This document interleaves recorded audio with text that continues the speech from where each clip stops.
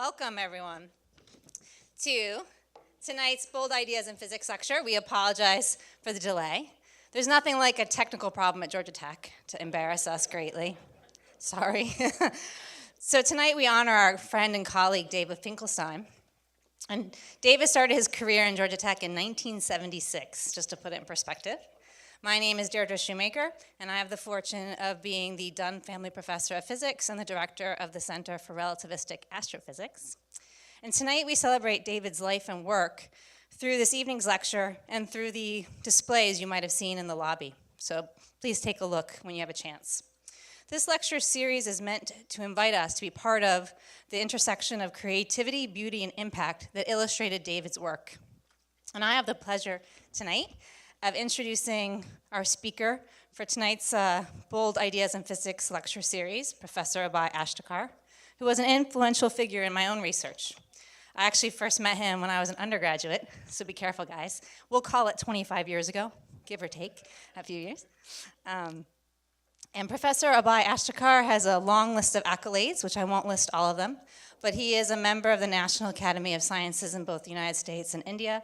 He's the president of the International Society on Gravitation and General Relativity, the Eberle Professor of Physics, the director of the Institute for Gravitation and the Cosmos. It's just a few.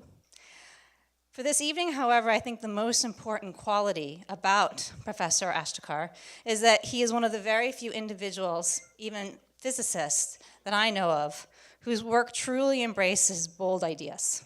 So tonight, he brings us Einstein's cosmos and the quantum, origin of space, time, and large-scale structure. Please join me in welcoming Abhay Ashtekar.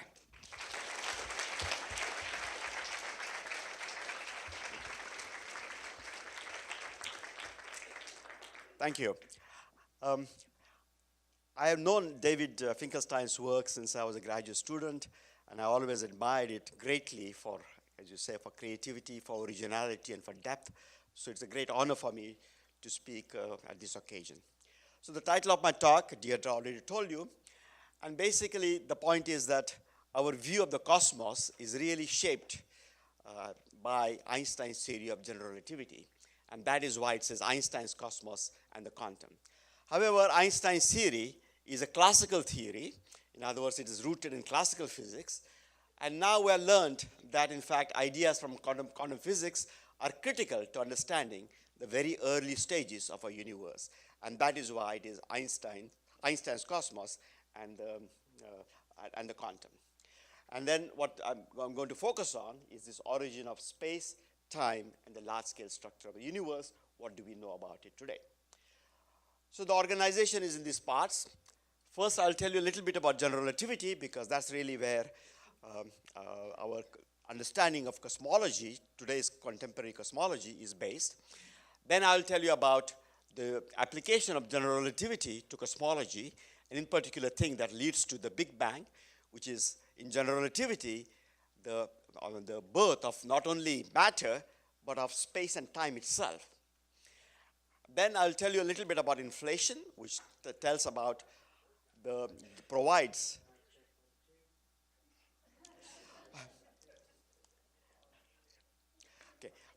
us with the origin of the large-scale structure of the universe. And finally, I will go beyond. I will speak about the quantum gravity, physics beyond Einstein. Okay, so let us begin.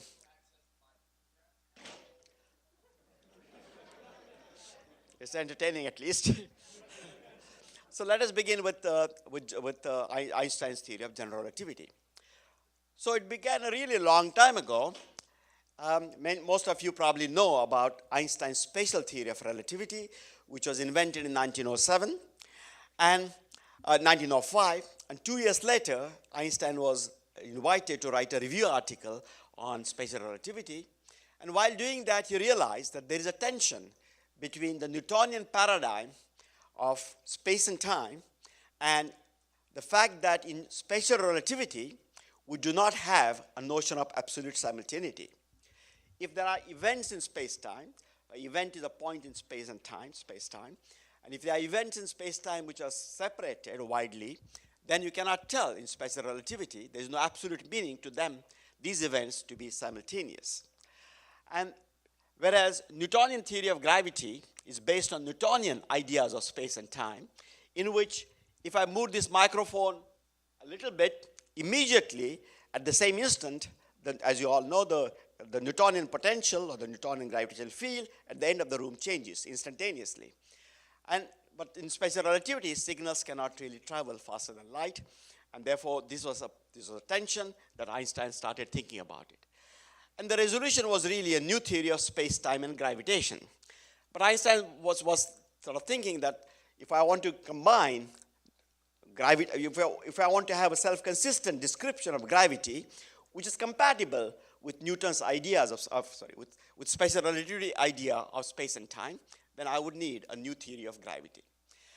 Now, around the same time, so you worked on it for several years, and in 1913, you were still working on it, had made a lot of progress by then. But Max Planck, who was a founder of quantum mechanics, who is here, he came to visit Einstein in Zurich to lure Einstein back to Berlin, to Germany. And in fact, he did succeed, and they made a very fantastic offer to Einstein to go back to Germany. And then after the administrative matters were over, he asked him, what are you working on? So Einstein told him that, well, I'm trying to find a new theory of gravity, which is beyond Newton. And here is what Max Planck said. As an older friend, I must advise you against it, for in the first place, you will not succeed. And even if you did succeed, no one will believe you. And this is really coming from the leading physicists at the time. It's not some lay person telling him that. So that just shows how advanced, how ahead of time Einstein was, even relative to the leaders in his field. Fortunately for us, Einstein didn't listen to Max Planck. He continued to work. And in 1915, in November 30th of 1915, he finally published the final paper on general relativity. And just after he sent the paper to the journal, to the Prussian Academy proceedings, he wrote to Arnold Sommerfeld, who is on the right-hand side up here. Arnold Sommerfeld was a leading theoretical physicist in Germany at that time. I think really many of his students, I forget, of the order of a dozen, got Nobel Prizes. So Einstein wrote to Sommerfeld saying that during the last month, I experienced one of the most exciting and most exacting times of my life. True enough, also the most successful one. And then he went on to describe how he has a new theory of space and time and gravity, that actually gravity is absorbed into the very geometry of space and time continuum. And then in this new theory, when he works out the orbit of Mercury, then there was a certain anomaly, some certain unexplained feature of this Mercury orbit that is naturally explained in the new theory. Sommerfeld was very surprised because Einstein was never given to sort of such exuberance. He was known quite a conservative person in terms of his communications. And so Sommerfeld wrote to him about, well, really?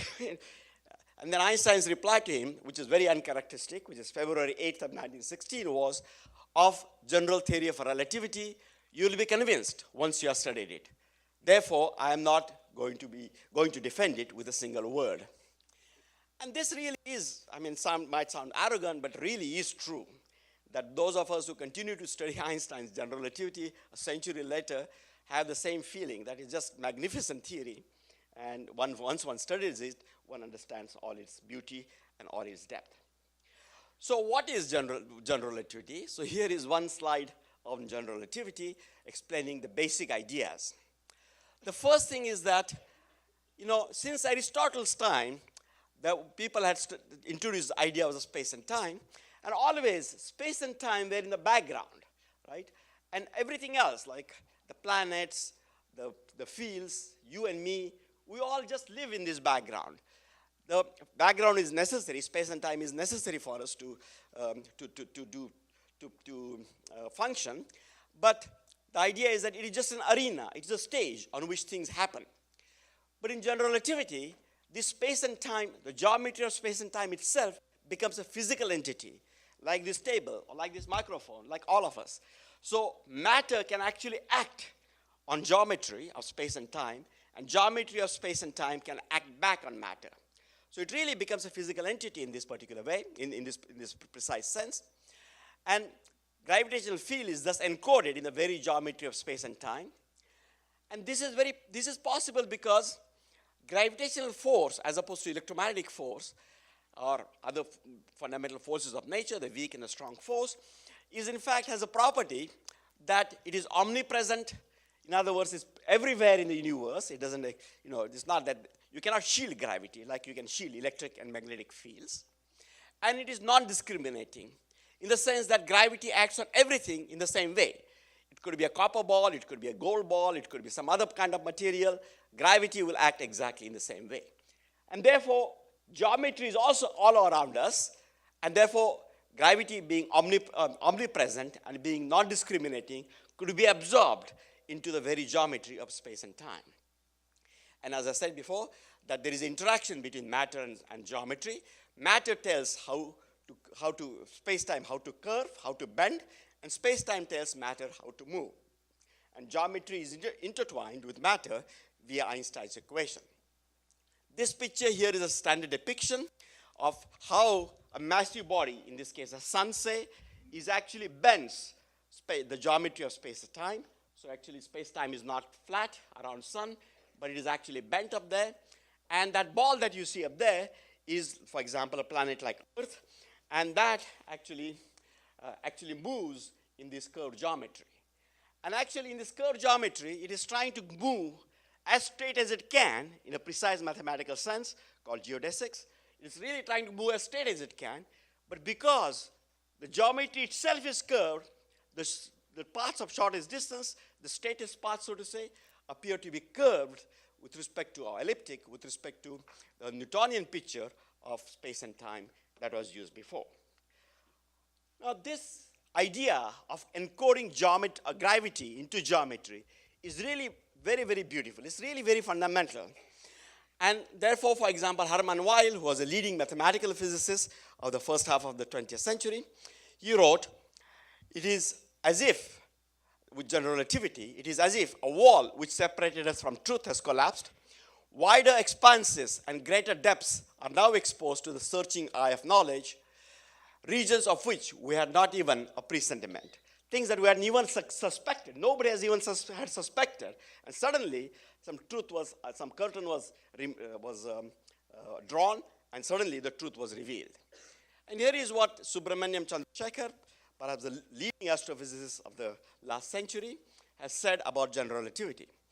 He actually, Chandra was a very versatile person. He was interested in music, literature, sculpture. And therefore, when Henry Moore, who has a very fantastic sculpture, as many of you may know, on the campus of University of Chicago, visited University of Chicago, Chandra asked him, how one should see sculptures? Should one see it from far or from nearby? And Moore's response was that the greatest sculptures can be viewed, and indeed should be viewed, from all distances, since new aspects of beauty are revealed at every scale. And Moore then cited examples, sculptures of Michelangelo as an example, and this is La Pieta, which is really a famous sculpture, for which it really is true that at every angle, at every distance that you see it, new aspects of beauty are revealed. And that is really true with general relativity. All of us who work on various different aspects, could be mathematical aspects, could be more applied aspects of computational relativity, looking at the cosmology, at the universe as a whole, or gravitational waves, the black holes colliding, we continue to discover new aspects of beauty as we explore the consequences of general relativity. So this was a true heroic revolution that occurred, and indeed since then it has been, general relativity has been successful in a whole arena of our universe, of our cosmos, astrophysics. For example, over here what you see is a black hole in the center of our galaxy. Here is, for example, accretion of matter into a black hole, and so on. There are gravitational lensing. Or there is actually a proof of, the first proof of gravitational waves, which won the Nobel Prize to Hulse and Taylor, and so on. So general relativity is not only beautiful, but it is applicable to a huge array of phenomena in our universe. So this is the first part, which is discovery of general relativity, how beautiful it is, how deep it is. Now, what I want to do in the second part is to tell you what the application of general relativity is to cosmology. So it was again Einstein's incredibly bold idea. Right? Newton's great bold idea was, I mean, it leaves you breathless, right? That he thought that if I throw a ball up here, that the trajectory of that ball, the force that acts on it, the description of that ball is no different from the moon that is going around Earth. It's exactly the same law that one can extrapolate from this terrestrial phenomena to the planetary phenomena. Einstein went further. He actually had the boldness to really extrapolate it to all of cosmos, not just the planetary system, not our galaxy, but to all of cosmos. And Einstein just applied his own equations, Einstein's theory of general relativity, to the entire cosmos. So what happens when you do that? Well, what happens is the following, that Einstein's equation basically tell us how space-time curvature is related to the matter stress energy tensor. So because of this, it tells us that geometry is not inert, it is not static, it is not a stage, but can be influenced by matter. And because we have got matter in the universe, the statement is that geometry is dynamical, it changes in time. So space-time geometry, the distances, angles between things, they are not fixed once and for all, but they change in time. And observations tell us that universe at a sufficiently large scale is very homogeneous and isotropic. There is no preferred place in the universe, nor a preferred direction. And if you like, this is the grandest realization of the Copernicus principle. And if you combine these two things, then Einstein's equation tells us that geometry is dynamical and is related to matter, and that in fact the universe began with a big explosion, with a primordial explosion about 13.8 billion years ago. So this idea that geometry is not static but is acted upon by matter in a precise way governed by Einstein's equation, and the symmetries that we observe in the universe tell us that Big Bang is inevitable. So here is a picture of the Big Bang on the right-hand side up here. Okay. But now I'm running ahead of myself because this is something that we know now. But this is not something that was known in the early days. After Einstein discovered general relativity and he applied general relativity to all of cosmos, he in fact thought that the universe was static, it was not dynamic, and therefore he introduced a so-called cosmological constant, which creates a repulsive force which is supposed to balance the attractive force of gravity and thus make a universe which is static. At the same time, there was another Dutch physicist, a mathematical and physicist, de Sitter. He also had a model of universe in which there was no Big Bang. The universe was no beginning nor end, no singularity, but then the universe was sort of was always finite and went on to all the time up here. In both these models, the universe was sort of spatially compact. Instead of having like a plane, Euclidean plane, it was more like a sphere, like a surface of a ball, but in 3 dimensions, 3-dimensional sphere. But then that changed. So this was in 1917. That changed with the Russian mathematician and astronomer Friedman and a Belgian physicist Lemaitre. Lemaitre was actually a Jesuit priest, but he was really very, very well trained and very astute and very deep with respect to his discoveries in physics. He really understood the idea of Einstein's equations and applying them to the universe very, very well from the point of view of an astrophysicist. And then what they found was that the universe, in fact, they found a solution of Einstein's equation. This is also a solution of Einstein's equation. But as we'll see in a minute, it has some problems. Whereas this solution of Einstein's equation was then found, and this solution of Einstein's equation is such that this is a depiction. Time is running in future. This, if you like, a little circle here is like the universe, and this universe is expanding very rapidly. And therefore, if you go back in time, the universe sort of says begins here with a Big Bang. So these solutions have a Big Bang singularity. So this is what happened, and then the statement is that for a number of years, which is very surprising to most students here, but for a number of years, for several decades, people actually continue to believe that either to work with either Einstein's model, which was static. Einstein model had matter, but was time independent because he thought the real universe was like that. And the Sitter model, there was no matter, and the universe was still dynamical. And therefore, Arthur Eddington, who was the president of the British Royal Society of Astronomy, he, in January 1930, had a meeting in which he asked, well, we have to do something. Neither of those two models are actually satisfactory. Shall we put a little bit of motion into Einstein's world of inert matter, or shall we put a little matter into the De Sitter's premium mobile? It was like a premium mobile because there was no matter, and yet universe was first contracting and then expanding. These are genuine solutions of Einstein's equations, but the statement is that they don't really describe the world as we know it. At this time, Lemaitre wrote a letter to the Eddingtons saying that, well, but, you know, this problem was already solved by me a while ago, and I even sent you a paper explaining what happens, that in fact the universe begins with the Big Bang, it is dynamical, etc. And then Eddington took it seriously, and after that, the people started paying attention to this Big Bang. There's also the big discovery of Hubble, who found that the universe is actually expanding, and with that discovery then, Einstein dropped his idea of a static universe and embraced this dynamical universe of Friedman and Lemaitre. Now, but the point is that what exactly does the universe look like, whether in fact there is a Big Bang or there is no Big Bang, in spite of the fact that these things were very well analyzed, that continued to be a debate for several decades. For example, George Gamow wrote to Pope Pius. George Gamow was a physicist, Russian physicist, but working in the United States, and he wrote to Pope Pius saying that, well, you know, Einstein's equations, general relativity, modern physics is telling us that the universe has a finite beginning. Pope Pius XII was very excited because he thought it really confirmed Bible. But then again, Lemaitre had the great courage to go and tell the Pope, saying that no, we should not mix science and religion, let's keep them separately. And after that, incredibly, the Pope actually never repeated this. And so Pope actually had said that the two things are coming together in a big conference of scientists, but after that, there were other conferences, the Pope never repeated it.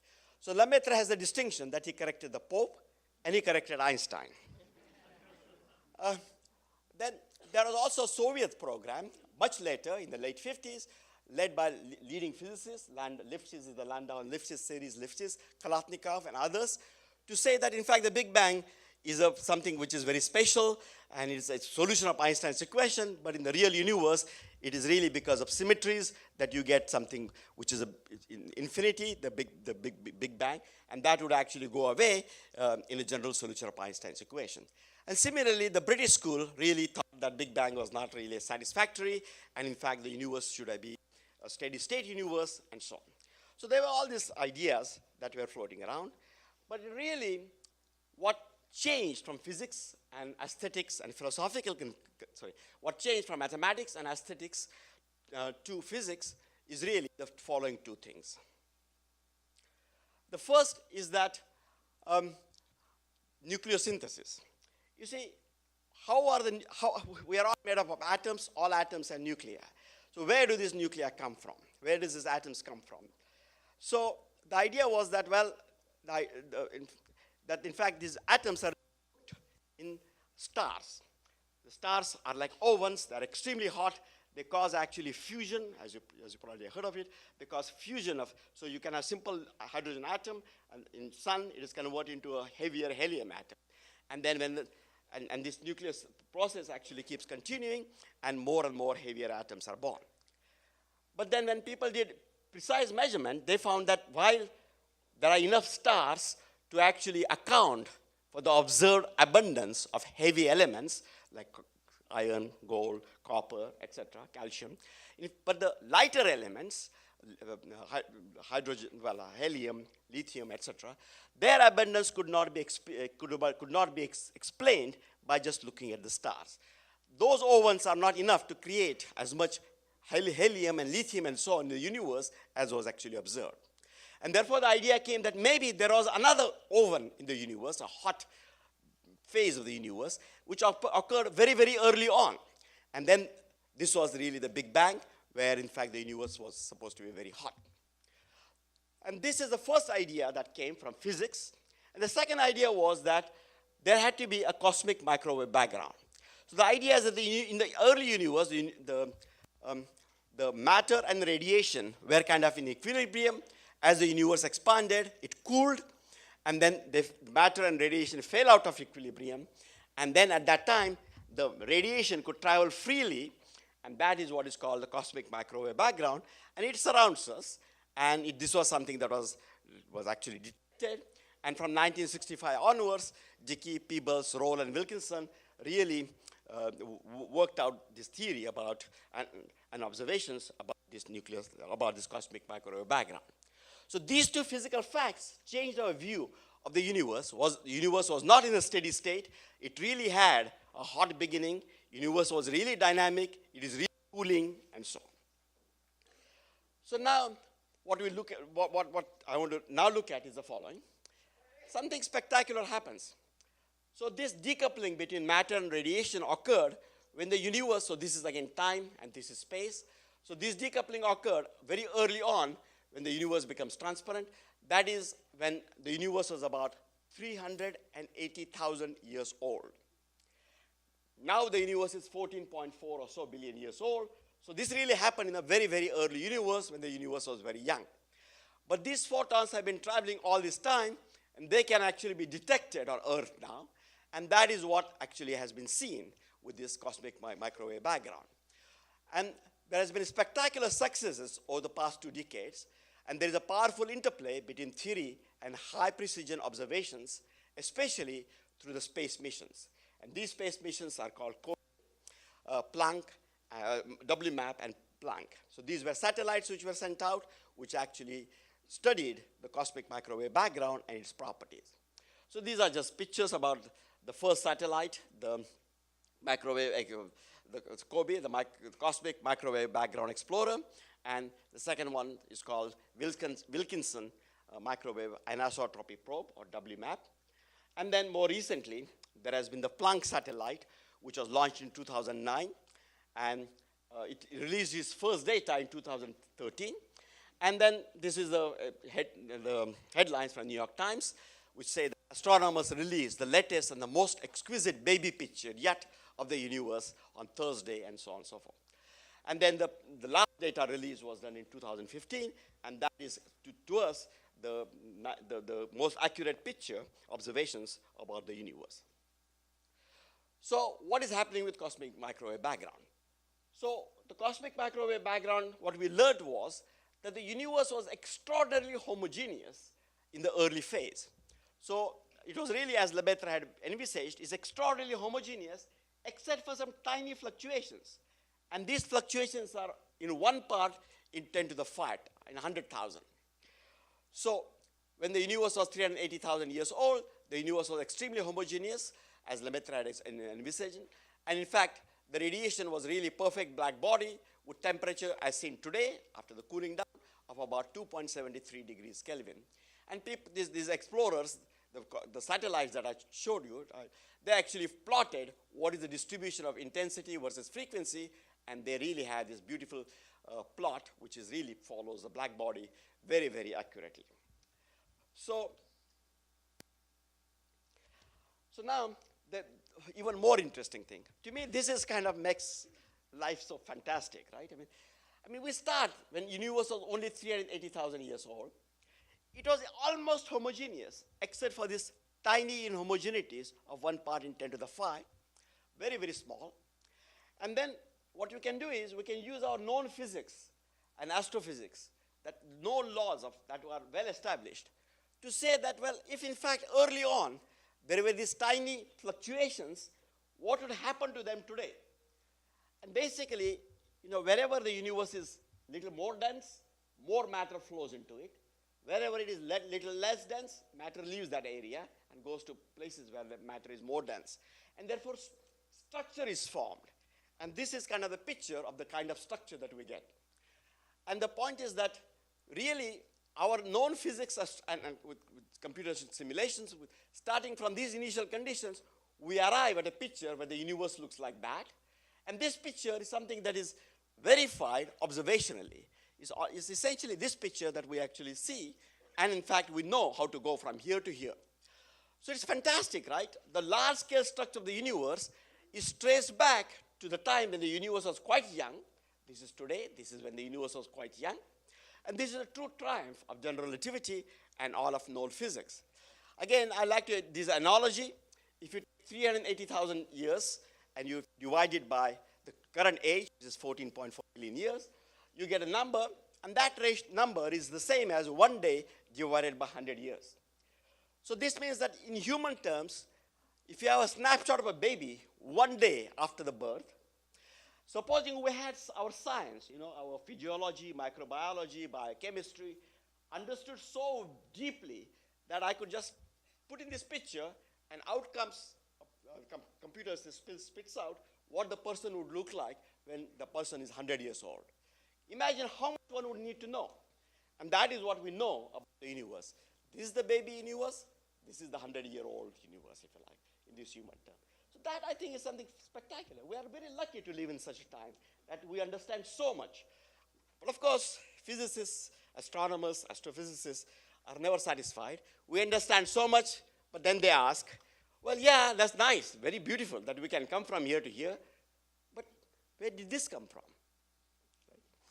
So this is what people have been now worried about in the last few decades, and this is what I would like to tell you. And this is the inflation, which is the origin of the large-scale structure of the universe. So where did this, we want to know how did these fluctuations, tiny fluctuations originate? How did they come about? So now is the first time when quantum physics becomes essential. In what I talked about before, quantum physics is used, but it's not kind of essential. But now it becomes essential. So, so far we have applied general relativity to cosmology, but ignored fundamental quantum physics. And this was justified because we focused only on the large-scale structure and ignored what happened in the early era before the universe was 380,000 years old. But it does provide a real understanding. But this does not provide any real understanding of the tiny homogeneities in the cosmic microwave background itself. And we just have to accept that these seeds existed and use the observations to tell us their properties, and then we made subsequent calculations as to what happened to the universe. So the issue of the beginning and the origin was pushed back, but only to 380,000 years ago. I mean, the universe was 380,000 years old, but what we want to do is we want to push the issue of origin even further. And here, we did quantum physics. And this is the idea of inflation. The idea of inflation is the following, that soon after the Big Bang, the universe, so the idea is that soon after the Big Bang, the universe was extremely homogeneous and isotropic, and it underwent a phase of rapid expansion. And the point is that at the onset of this phase, the universe was completely homogeneous, right? Completely homogeneous, except for quantum effects. You see, quantum mechanics is fundamental, and what quantum mechanics introduces is so-called Heisenberg uncertainties. You cannot measure all observables to arbitrary accuracy in the beginning. For example, if you take the electromagnetic field, classically, I can measure the electric field and the magnetic field arbitrarily accurately. But in quantum electrodynamics, if you bring in quantum mechanics into it, then the statement is that there is a fundamental uncertainty. I cannot simultaneously measure both. The uncertainties are small, therefore in everyday life we can ignore it. But in fact, there are fundamental uncertainties which really prevent us from measuring electric and magnetic fields identically. So the idea here is that you have some quantum field describing, so to say, these fluctuations in the microwave background. They were really in a vacuum state. So vacuum is as good as you can get to perfect homogeneity in isotropy. But it is a quantum vacuum. And quantum vacuum always has tiny fluctuations which you cannot remove. It's not possible. And so these tiny fluctuations were there. So if you like, the universe was isotropic and homogeneous as much as it could, as much as Heisenberg would allow it to be. And that is what happened, so we just assume that. And then the statement is that at the end of inflation, with this idea that there are only vacuum fluctuations, we produce a spectrum which looks exactly like this. So thus, there is a new cosmogenesis and the new origin of the structure of the universe. And the new origin of the structure of the universe is quantum nothingness, the quantum vacuum. The fluctuations of the quantum vacuum produced all the large-scale structure in the universe. Now, this, I think, is, again, pretty bold, pretty amazing. And the important thing, of course, is that this is something that works in detailed calculations. People are still debating whether inflation is the only possibility, but that inflationary calculation given this structure is not something that is debated. Okay, but now, again, we must say that's great. No, we understand what has happened because inflation really, the onset of inflation was soon after the Big Bang, and so that's good. But the point is the following, that we would still want to go beyond inflation. We are still ambitious. And the idea is that the cosmic microwave background inhomogeneities arose just from the inevitable fundamental Heisenberg uncertainties is awe-inspiring.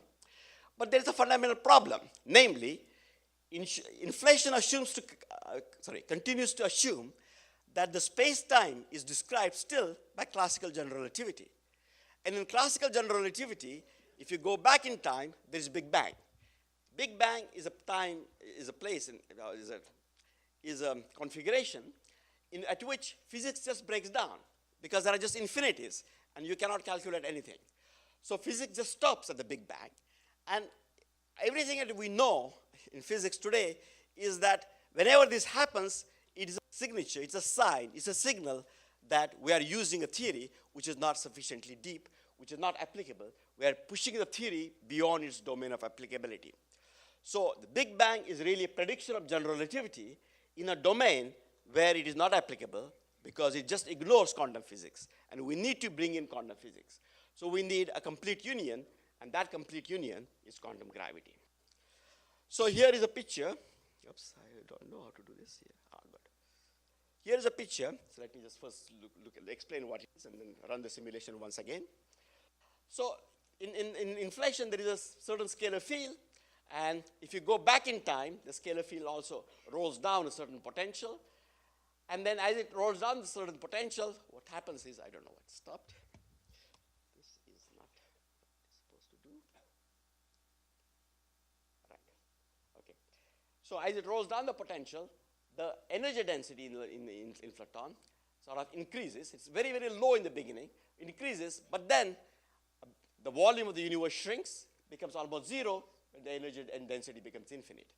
So basically, this is the prediction of general relativity, that as inflaton rolls down, in fact, the energy density becomes infinity, the volume of the universe goes to zero, and then, therefore, the statement is that the predictability of physics just completely breaks down. So the general expectation is that it's just we push general relativity in a domain where it is not applicable, and we need to incorporate quantum physics also for gravity, but gravity is geometry, therefore also for geometry. So the Big Bang is a prediction of general relativity precisely in a domain where it is not applicable. Classical singularities, classical infinities that are predicted by Big Bang, by general relativity, are thus really gates to physics beyond Einstein. Any viable quantum theory should answer the question, what really happened in the Planck regime? What really happened near the singularity? In the standard model, cosmic microwave background occurs 380,000 years after the Big Bang. So often you think that people say that, well, cosmic microwave background is a proof that the Big Bang occurred. It's not, because it occurred 380,000 years after the Big Bang. Many things could have happened before that, which would also give rise to this cosmic microwave background. So the question is, does quantum physics really stop if we went further back? Or is there if so, then there will be a finite beginning. But if the quantum physics does not stop, if we can go beyond, then in fact, general relativity is not a good theory. And in that case, we can ask what was there before the general relativity era. Now, I want to emphasize that this is not some crazy idea or anything like that. Einstein himself was quite aware of this. In 1945, in his book, Meaning of Relativity, he said explicitly that one may not assume the validity of field equations, Einstein's equations, at very high density of field, that is to say high curvature of space and time, and high density of matter, And one may not conclude that at the beginning of the expansion should be a singularity in the sense that everything becomes infinite in the mathematical sense. So really, neither the cosmic microwave background presence nor the idea that inflation works very well are really proofs that, in fact, the Big Bang is correct. Something else could well have happened and yet give rise to observed universe as the observations tell us. So this brings me to the last part, which is physics beyond Einstein. So we want to unify quantum mechanics and general relativity and want to see what really replaces the Big Bang, and can we then observationally find out if these ideas are on the right track. So this is the unification of general relativity and quantum physics. It's called quantum gravity, and there are conceptual difficulties. As I told you in the beginning, in general relativity, the fundamental lesson is that gravity is encoded in the very geometry of space-time. So if you are exploring the quantum nature of gravity, we have to explore the quantum nature of geometry. And when you say that, you will say, what the hell does it mean? In this room, I can measure distances, I can measure all that. How can it be quantum mechanical? What's happening up here? But that's exactly what we need to do. We need to understand quantum gravity. For other students who may have taken some advanced undergraduate courses, general relativity is something that is based on, so to say, a specific geometry called the Riemannian geometry. And the idea is now we need to build quantum gravity, we need to generalize Riemannian geometry to quantum Riemannian geometry. So geometry is a physical entity, as we saw in general relativity, and therefore in quantum Riemannian geometry, the geometry will have basic constituents. You see, this table looks to me very smooth, continuous surface. But we all know that if I put it under an electron microscope, I will see that it is really made of atoms. It has a very discrete structure. It is just that our light that I use in this room does not have a wavelength which is short enough, or my eyes or our eyes are not so good enough. So we need special instruments to really see that there is a discrete structure. So this continuum can be a very good approximation even though underlying structure is very discrete. And just like this table has atoms, because it's a physical entity, geometry is a physical entity, so it should have some atoms. So what are these atoms? What equations do they obey? How do we describe them? And how do they fit together to give us a continuum picture? This table, we know how the atoms fit together, the crystalline, there are interactions between them, and then we get large objects which can be described by smooth surfaces. What can we do for space and time itself? Can quantum gravity provide us with equations that still hold at and beyond the Big Bang, where this continuum picture actually tears, the continuum tears, and the classical ideas fail? So these are the questions that we need to answer. And then we can ask the question, when does quantum geometry become important? So if the geometry is quantum mechanical, when are those effects important, and when can I ignore them? Just like for this table, I can ignore them, but for example, if I looked under electron microscope, I cannot. So we ask the same question. So there are fundamental constants of nature which go into the gravity theory and quantum mechanics. G and C, Newton's constant of gravity, and C is the speed of light, that go into general relativity. G is the gravity, and C comes, if you like, from special relativity. And Planck's constant H goes into quantum mechanics. H bar is just H divided by 2 pi. From these constants, we can actually construct a unique length, which is given by gh bar upon c cube, but it's very tiny. It is only about 10 to the minus 33 centimeters. And that sets the scale at which quantum effects are going to be important. So if we had the analog of the electron microscope, which is probing the geometry in this room, and can see distances up to 10 to minus 33 centimeters, then I would be able to see the atomic structure or the discreteness. Now, usually when you see these numbers, they sort of don't mean much to people who are not used to them. So let's do the following. Let us take the elementary particle proton. Proton is a fundamental component of a nucleus, which we normally think as being a tiny, tiny, and we see it, use it in accelerators and so on. So how large is the proton compared to the Planck length? The radius of the proton is about 10 to the minus 13 centimeter. Therefore, if I take the ratio, I get 10 to the 20. So the proton is a huge astronomical object. If I were to think of Planck length to be this, proton would be a huge astronomical object. Right? This is really, Planck length is really tiny. 10 to the 20 is a huge number. So 10 to the 20 is the US budget for 10 million years at the 2017 level. 2017 was about $19 trillion, so we need that, to make. So this tells us how tiny Planck length is, that even compared to a proton, it is so tiny.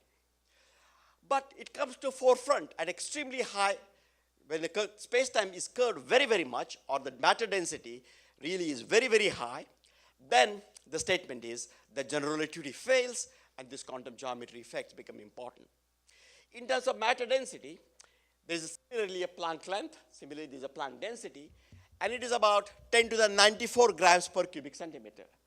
And just to tell you the nuclear density, there are these neutron stars that you might have heard about in the LIGO discovery. That's the densest matter that we know. That's about 10 to the 15 grams per cubic centimeter. So there is really almost 10 to the 80, 10 to the 79 factor between these two densities. So we don't encounter these densities and these curvatures usually, even in the highest energy experiments, and that is why one could safely ignore quantum gravity effects. But near the Big Bang and inside the black hole singularities, curvature does become so large, and therefore there we cannot ignore it. We had to take into account quantum geometry and change Einstein's equations, or use the quantum version of Einstein's equations, and then explore what really happened near the Big Bang. And one approach to this problem of quantum gravity is called loop quantum gravity. It is really followed by several groups all over the world. There are about 250, 300 researchers, about 250 gather, 200 to 250 gather every 2 years for an international meeting. Okay, so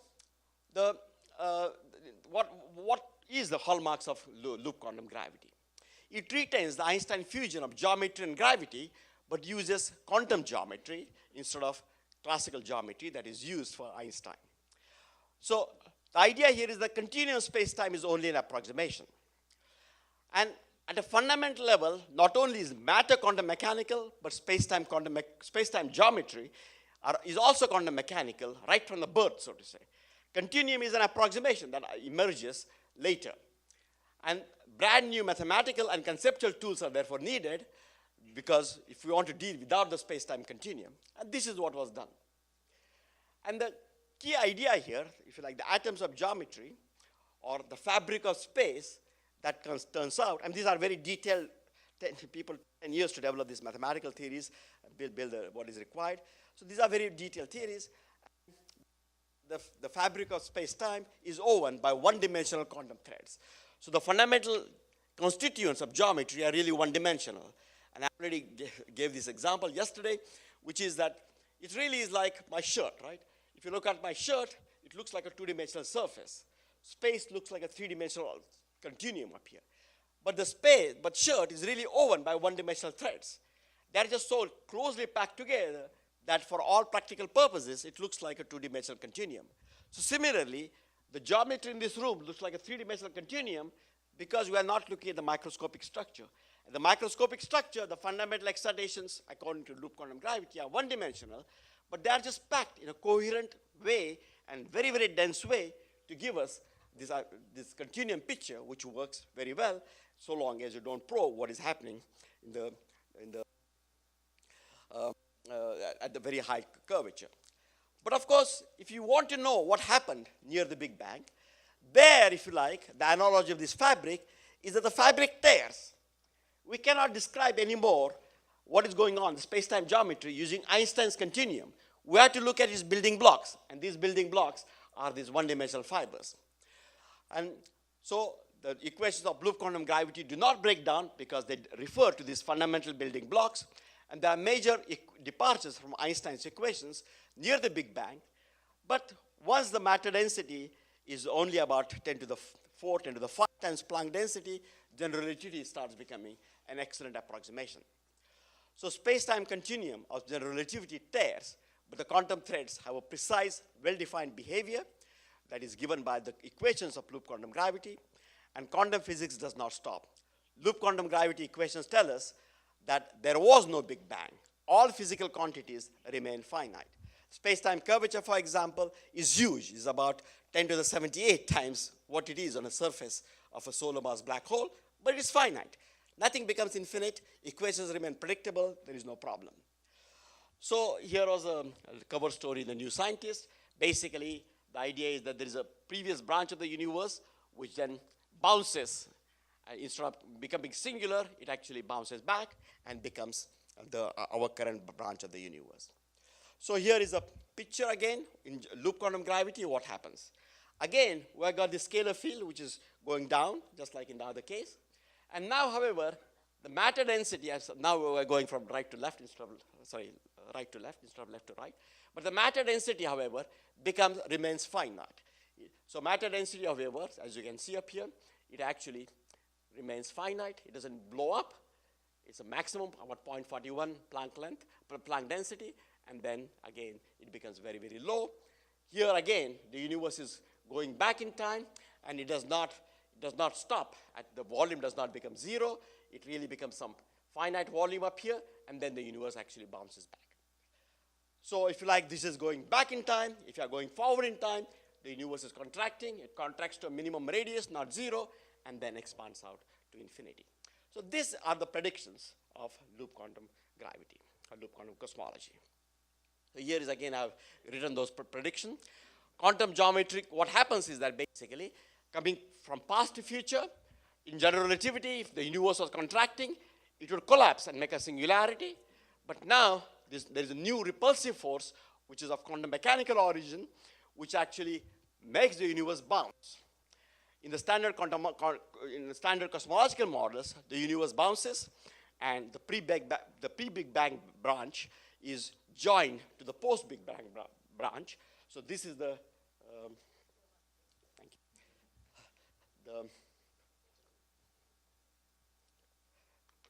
this is the pre-Big Bang branch that is joined to a post-Big Bang branch, and here is a quantum tunnel, if you like, which actually joins them. So cosmic microwave background and the inflation is unaffected.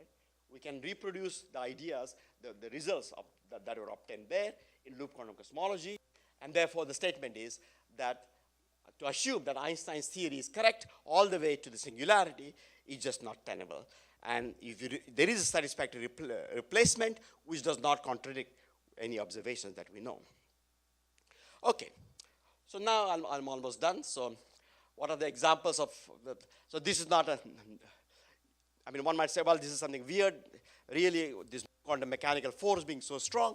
But in fact, those of you who know about neutron stars, the neutron stars exist because of a quantum mechanical repulsive force. In classical general relativity or classical universe, neutron stars would never exist. The gravitational pull is too strong. They will collapse to a single. But quantum mechanics come into picture.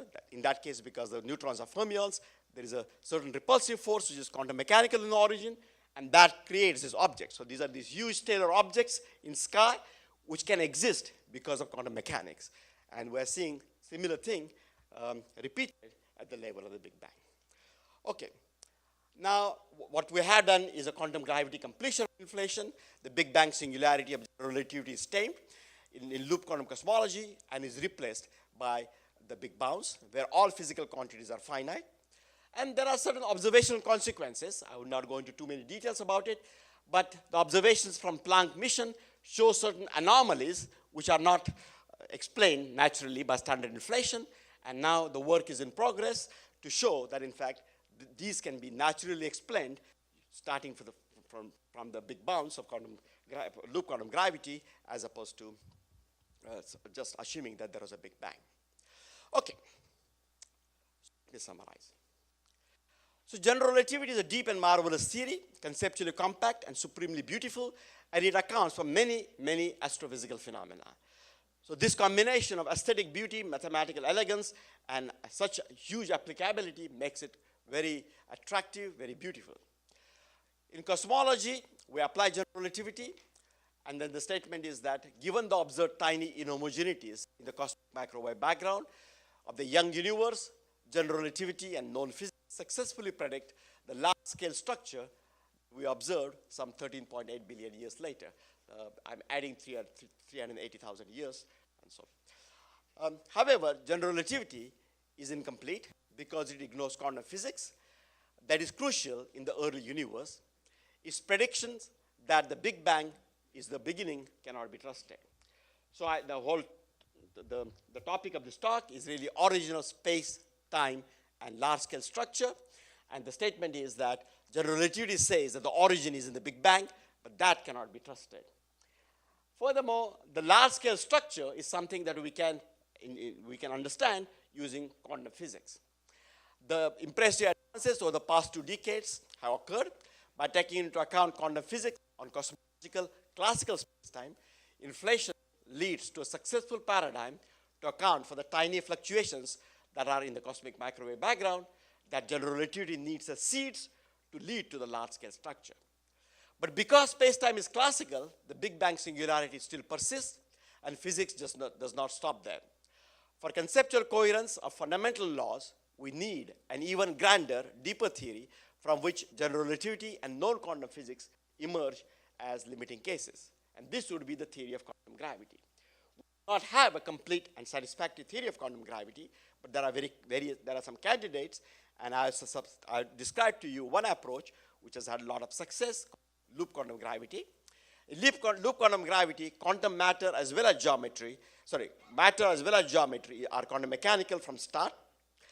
And Einstein's continuum is an approximation that works in everyday physics but breaks down near the Big Bang. But loop quantum gravity does not break down. There is no initial singularity. The Big Bang is replaced by big bounce. Brand new physics in the Planck regime appears, which is worked out in detail, and provides a coherent completion of the inflationary paradigm. And there is a radical change on the issue of origin. And as Lemaitre said, scientific progress is discovery of more and more comprehensive simplicity. And if you go back to these 3 transparencies, then you see that. More and more comprehensive, accommodating more and more phenomena, and also increasing simplicity. Those of students and so on who are interested, there are many semi-popular articles and also videos at this website. This is for the Institute for Gravitational Cosmos, and the website is gravity.psu.edu. And let me just conclude with a quote from Heisenberg, who started quantum mechanics. And this quote is the following: "A really new field of experience will always lead to